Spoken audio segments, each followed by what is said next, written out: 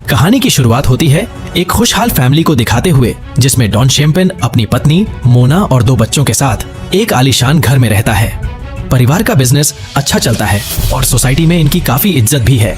दिखने में सब कुछ सही है, लेकिन हकीकत में चीजें काफी अलग है। मोना दरअसल एक डोमिनेंट वुमन है।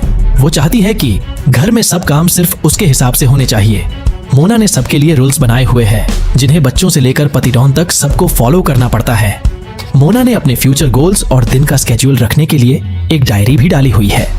इस डायरी में लिखे अजीब रूल्स में से ये है कि मोना ने अपने पति संग रोमांस करने का भी समय फिक्स कर रखा है। डॉन को जो कुछ भी करना है उसे बस 15 मिनट में निपटाना होगा। इससे ज्यादा 1 सेकंड भी समय नहीं मिलेगा। ऐसे ही कुछ कारणों और पत्नी की अजीब आदतों के चलते डॉन हर समय निराश रहता है। आगे हमें पता चलता है कि डॉन एक बड़े फर्नीचर शोरूम का मालिक है। अब कहने को तो डॉन स्टोर का मालिक है, लेकिन असल में मोना के अमीर पेरेंट्स में इस स्टोर के लिए पैसे दिए थे, सो यहाँ भी असली मालकिन मोना ही है। शायद इसीलिए डॉन को मोना के अजीबोगरीब रूल्स पर न चाहते हुए भी अग्री करना पड़ता है। साथ ही बता दे कि घर में बच्चों के लिए भी एक खास रूल है। वो ये है कि उन्हें स्कूल कंपटीशन के अलावा दोस्तों के साथ खेलकूद में भी हमेशा जीतना जरूरी है। कहानी में आगे बढ़ने पर हमें पता चलता है कि डॉन ने अपने स्टोर में सेल्स पर्सन की वैकेंसी निकाली है। कुछ ही देर बाद डस्टी नाम की एक खूबसूरत लड़की इंटरव्यू देने स्टोर में आती है। डॉन उसकी खूबसूरती पर इतना फिदा हो गया कि जनाब इंटरव्यू के जरूरी सवाल पूछना भूल गए और इधर उधर की बातें करने लगे। इसके बाद डस्टी ने अपना रेज्यूमे उसके पास रखा और चली गई। वो जाने के बाद डॉन का असिस्टेंट लेस उसके पास आया और कहने लगा कि हमें इसे रख लेना चाहिए। खूबसूरत बाला ऑफिस में रहेगी तो काम की थकान भी कम होगी और मनोरंजन भी होता रहेगा। डॉन भी अपनी दुखी मैरिड लाइफ को याद करता है और बगैर कुछ पड़ताल किए डस्टी को काम पर रख लेता है। इसी बीच हम मर्फी नाम के एक गैंगस्टर को देखते हैं, जिसने अभी एक शख्स को टपकाया है। हत्या करने के बाद मर्फी टीवी पर डॉन के फर्नीचर स्टोर का एड देखता है और अगले ही दिन से उसके आसपास चक्कर निकालना शुरू कर देता है। मर्फी दरअसल एक गैंग चलाता है जो कि अमीर लोगों को फंसाकर उन्हें लूटने का काम करती है। मर्फी और उसके आदमी डॉन और उसके परिवार को हर समय ट्रेस करने लगे, मगर डॉन इससे बेखबर था। वो पहले की ही तरह अपनी दिनचर्या में जुटा रहता, लेकिन अब डॉन पहले से थोड़ा खुश लग रहा है। डस्टी उसका ख्याल जो रख रही है। धीरे धीरे डॉन डस्टी के काफी करीब आ गया और दोनों के बीच रेगुलर बेसिस पर रोमांस भी होने लगे। अब डॉन अपनी लाइफ में काफी खुश था। अब धीरे धीरे उसे अपनी खड़ूस पत्नी मोना की अजीबोगरीब हरकतों से फर्क पड़ना भी बंद हो गया। लेकिन वो कहते हैं ना, हर एक्शन का रिएक्शन होना तय है। स्टोर में एक दिन डस्टी डॉन के पास आई और उससे कहने लगी कि वो प्रेग्नेंट है। ये सुनकर एक बार के लिए तो डॉन की जमीन खिसक गई, लेकिन फिर वो कहने लगा कि तो क्या हुआ, हम अबॉर्शन करवा लेंगे। लेकिन डस्टी ऐसा करने से मना कर देती है। मोहतरमा का कहना था कि वो इस बच्चे को रखना चाहती है। अब डॉन समझ चुका था कि उसकी वाट लगने वाली है और अगर इस बारे में मोना को पता चल गया तो समझो वो गया काम से। अब घबराया हुआ डॉन शाम को लेस से मिलने गया और अपनी समस्या पर एडवाइस लेने लगा। यहाँ लेस ने उससे बताया कि ऐसी लड़कियां सिर्फ पैसे के पीछे भागती है। डॉन को उसकी बात में दम लगा और जनाब अपनी $12,000 की सेविंग लेकर डस्टी के पास पहुंच गए। पैसे देखकर डस्टी शॉक में थी। वो कहने लगी कि मुझे यकीन नहीं हो रहा कि तुम मुझे ऐसी लड़की समझ रहे हो। कुछ देर चली नोकझोंक के बाद अंत में डस्टी मान गई और कहने लगी कि चलो तुम यही चाहते हो तो मैं ये पैसे रख लेती हूँ। अब इसके बाद का सीन जानने से पहले जरा दिल थाम कर बैठ जाइए, क्योंकि आगे हम देखते हैं कि डॉन के यहाँ से जाने के बाद डस्टी सीधे गैंगस्टर मर्फी के पास जाती है। यहाँ हमें पता चलता है कि डस्टी असल में मर्फी के लिए काम करती है और डॉन के जॉब करना उनके प्लान का ही हिस्सा था। अब उन्होंने डॉन से पैसे तो ले लिए, लेकिन मर्फी सिर्फ 13,000 से खुश नहीं था। उसे अभी और पैसे चाहिए थे। वो डस्टी को और पैसे मांगने के लिए कहता है और डस्टी मुंह बंद रखने के बदले डॉन से और $25,000 देने के लिए कहने लगी। कई दिनों तक ब्लैकमेलिंग का सिलसिला चलता रहा और डॉन के पास उसे देने को पैसे थे नहीं। बेचारा बुरी तरह से परेशान हो गया। ऐसे में डॉन ने फैसला लिया कि वो अब मोना से सब कुछ सच सच बताएगा। काफी सोचने के बाद एक दिन डॉन ने विस्की के 2 घूंट मारे और मोना से सब कुछ बताना शुरू हो गया। डॉन की कहानी सुनकर मोना ने कुछ रिएक्ट नहीं किया। वो कुछ इस तरह से शांत बैठी रही कि मानो उसने डस्टी को अपनी सौतन के रूप में एक्सेप्ट कर लिया हो। ये देखकर डॉन और ज्यादा घबरा गया, क्योंकि ये मोना का वो रूप नहीं था जिसे वो जानता है। कुछ देर बाद मोना अपना फैमिली एल्बम खोलती है और फोटोज देखते हुए डॉन से पूछती है कि क्या तुम मुझसे प्यार करते हो? डॉन कहता है कि मैं अब भी तुम्हें और हमारे बच्चों से ही प्यार करता हूँ। मैं अपनी गलती सुधारने के लिए कुछ भी करने को तैयार हूँ। इसके बाद मोना अपने रौद्र रूप में आती है। डॉन को हॉल के बीचों बीच बिठाकर घर के सभी सामान उस पर फेंकते हुए उससे कहती है, मैंने और मेरे घर वालों ने तुम्हारे लिए क्या कुछ नहीं किया जो आज तुम हमें ये सिला दे रहे हो। वैसे दोस्तों, वीडियो अगर पसंद आ रही है तो आप नीचे मौजूद लाइक बटन भी दबा सकते हैं। इसका कोई चार्ज थोड़ी लगता है। हाँ, तो डॉन बेचारा हॉल के बीचों बीच चुपचाप बैठा सब कुछ सुनने के अलावा कुछ नहीं कर सकता। इसी बीच उसके पास डस्टी का कॉल आता है। वो डॉन से अब भी पैसों की डिमांड करती है। अब मोना डॉन से कहती है कि ये इतनी आसानी से नहीं मानने वाली, लेकिन मैं अपने परिवार में दखल डालने वाले हर शख्स को खत्म कर दूंगी।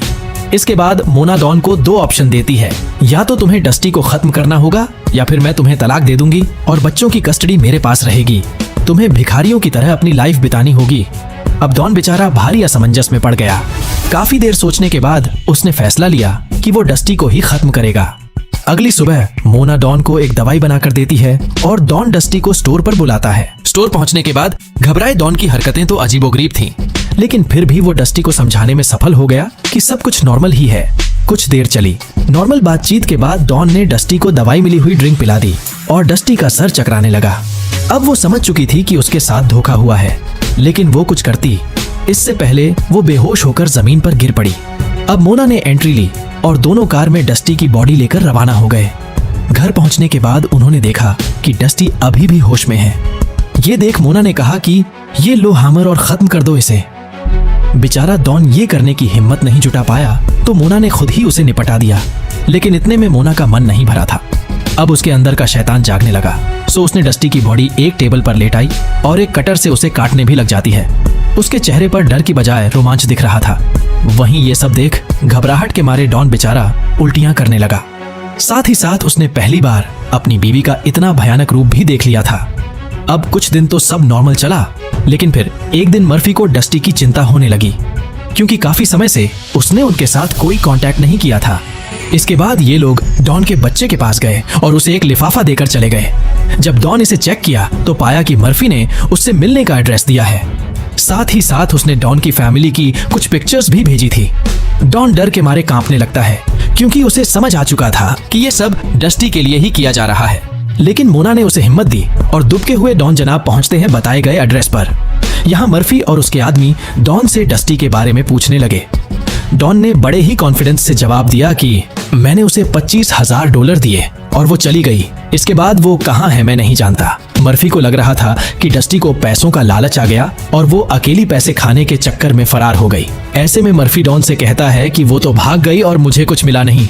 सो अब अगर तुम अपनी फैमिली की सलामती चाहते हो तो तुम्हें हमें और $25,000 देने पड़ेंगे। डॉन बेचारा फिर असमंजस में पड़ गया और सीधा बीवी मोना के पास गया। जनाब ने एक बार फिर सब सच सच बताया। इस बार भी मोना कुछ इस तरह से शांत थी जैसे उसके दिमाग में कोई प्लान हो। मोना ने डॉन को शांत रहने के लिए कहा और अपना प्लान समझाने लगी। इसके बाद जब रात हुई तो दोनों गाड़ी में बैठकर मर्फी के घर गए और मोना डस्टी की लाश के टुकड़े मर्फी के फ्रीज में रखने अंदर चली गई। इसी बीच मर्फी का एक आदमी अपनी गर्लफ्रेंड को लेकर घर पहुंच गया। मोना ने चुपके से उन पर भी हमला किया और दोनों को मार डाला, लेकिन इस शख्स ने मरते मरते मर्फी को खबर दे दी कि किसी ने उस पर हमला कर दिया है। इसके बाद मोना यहाँ से चली गई और जाते जाते एक डिस्पोजेबल फोन से पुलिस को कॉल कर गई। कुछ देर बाद मर्फी घर पहुंचा। यहाँ अपने साथी की बॉडी देख वो हैरान था। वहीं जब उसने फ्रीज में अपनी गर्लफ्रेंड डस्टी के टुकड़े देखे तो उसे समझ आया कि ये फंसाने का एक ट्रैप था। मर्फी कुछ करता इससे पहले पुलिस यहाँ पहुंच गई और फायरिंग शुरू हो गई। इस दौरान मर्फी का एक साथी मारा गया, लेकिन मर्फी जैसे तैसे अपने सीक्रेट रास्ते से बचकर भाग निकला। इधर घर पर डॉन मोना से पूछता है कि क्या पास्ट में तुम्हारे साथ कुछ गलत हुआ है जो मैं नहीं जानता? क्या कोई वजह रही है जिसके चलते आज तुम्हें लोगों की जान लेते हुए जरा भी डर नहीं लगता? इस पर मोना की आंखों से आंसू आने लगे और वो कहने लगी कि मेरे पेरेंट्स ने हमेशा मेरे साथ अच्छा बर्ताव किया, लेकिन अब अगर तुमने कभी ऐसे सवाल पूछे तो तुम्हारा भी वही हाल करूंगी जो मैंने डस्टी का किया था। डॉन पूरी तरह खौफ से भर चुका था। अब उसे मोना से और ज्यादा डर लगने लगा। अगले दिन एक पुलिस वाला डॉन से मिलने आया और कहने लगा कि हमने आपकी एम्प्लॉई डस्टी के कातिलों को मार गिराया है, अब आप निश्चिंत हो सकते हैं। इसी बीच ऑफिसर ने उससे पूछा कि वो कभी कभी तुम्हें रात को भी मिलने आती थी ना? इस पर डॉन ने कहा कि हाँ, मगर मेरी बीवी के आगे इस पर बात मत कीजिएगा, वो ये बात नहीं जानती।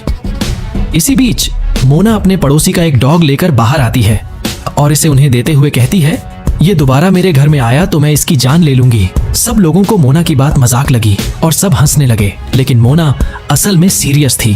अगले दिन हम देखते हैं कि मोना के घर बर्थडे पार्टी चल रही है। इसी बीच जब डॉन ने किचन में जाकर फ्रीज खोला तो उसके होश उड़ गए, क्योंकि यहाँ पड़ोसी का वो डॉग था जिसे मारने की बात मोना कर रही थी। डॉन मोना की लगातार बढ़ रही साइको हरकतों से हैरान था। इतना ही नहीं, बाहर आने पर उसने देखा कि उसका बेटा गेम में अपने दोस्त से हार रहा था।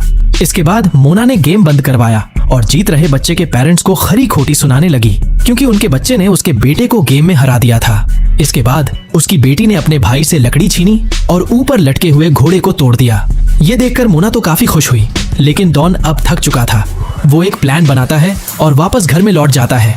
अंदर जाकर उसने किचन की लाइट ऑफ करके इसे खराब किया ताकि स्विच ऑन होते ही एक शॉर्ट सर्किट हो।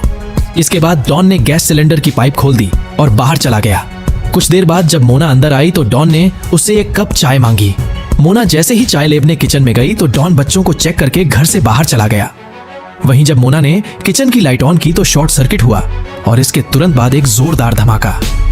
यानी डॉन का प्लान सफल हुआ और उसने अपनी साइको बीवी मोना को हमेशा हमेशा के लिए खत्म कर दिया। इसके बाद डॉन और उसके बच्चे एक महल जैसे घर में अपने मन मुताबिक लाइफ एंजॉय करते हुए दिखाए जाते हैं। अब एक दिन डॉन अपने दोनों बच्चों को लेकर कहीं घूमने के लिए रवाना होता है और इसके ठीक बाद हम मर्फी को भी देखते हैं, जो उनके पीछे जाता है और एक गोली की आवाज के साथ ही कहानी की हो जाती है एंडिंग। अब मूवी में आपको क्या लगता है, मोना जो कुछ भी पागलपंती करती थी उसके बदले में मौत देकर डॉन ने सही किया या नहीं? अपनी राय कमेंट्स में लिखकर जरूर बताइएगा। और अधिक जानना चाहते हैं तो बता दें कि ये कहानी 2015 में रिलीज हुई होम स्वीट हेल मूवी की थी। और हाँ, ऐसी ही जबरदस्त वीडियोस हमेशा देखने के लिए चैनल को सब्सक्राइब जरूर कर लीजिएगा। धन्यवाद।